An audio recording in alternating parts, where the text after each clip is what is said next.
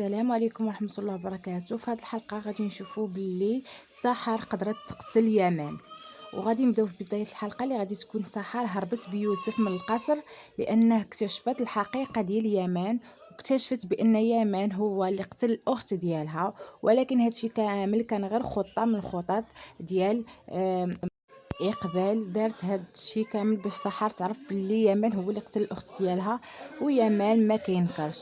هنا قال لها علاش هربتي؟ انا راه ما يمكنش ليا نعيش بلا بك سحر. قالت لي انت عطيني غير سبب واحد نبقى معاك. يلا هضره يامان، قول لي شي سبب واحد، قول لي بلي انت ماشي انت اللي قتلتي الاخت ديالي، قولها لي. علاش ساكت؟ وبقات سحر كتضرب فيه وكتغوت تقول له قول لي غير بلي راك ماشي انت وانا غادي نتيقك، قول لي السبب اللي يخليني نبقى معاك. صافي قالت لي انا غادي نمشي وحتى يوسف غادي نديه. صافي قال لها الا كنتي غادا تمشي قبل ما تمشي هاكي قتليني عاد سيري، اما نبقى حي ما يمكنش. قالت ليه شنو تتقول؟ قال لها هادشي اللي تنقول لك. قال لها انا كنبغيك سحر وتنبغي يوسف، ولا مشيتو عليا غادي نموت، اللهم قتليني عاد سيري.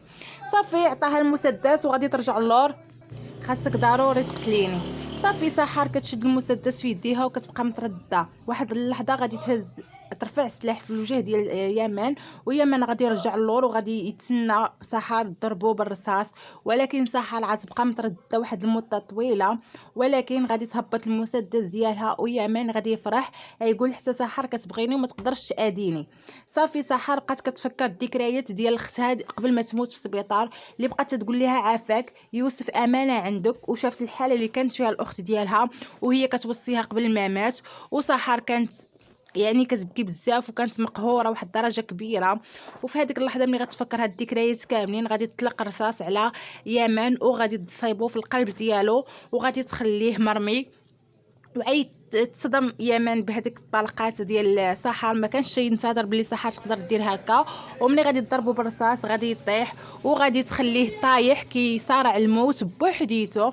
وغادي يكون تيغوت غير سحر ما تمشيش، واخا مضروب بالرصاص تيقول لها غير يا سحر ما تمشيش وتخليني انت يوسف، ولكن سحر غادي تخلي يامان مضروب وغادي تمشي تهز يوسف وغادي تهرب، وكتخلي يامان هو مضروب وكينزف بزاف بوحديته في هذيك الغابه بلا ما اتصل لا بالاسعاف لا حتى شي حاجه. غتخليه وهنا غادي تكون مشات عند يوسف اللي غادي يقول لها خالتي فين غادي نمشي؟ وقالت لي غنمشي لواحد البلاصه زوينه الحبيب ديالي، انا ما عمري غادي نخليك ولا غادي نتخلى عليك. صافي من بعد كتعلق يوسف وخلات خلات يامان بوحديته مرمي كيصارع الموت. وهنا كينتهيو هاد الحلقات.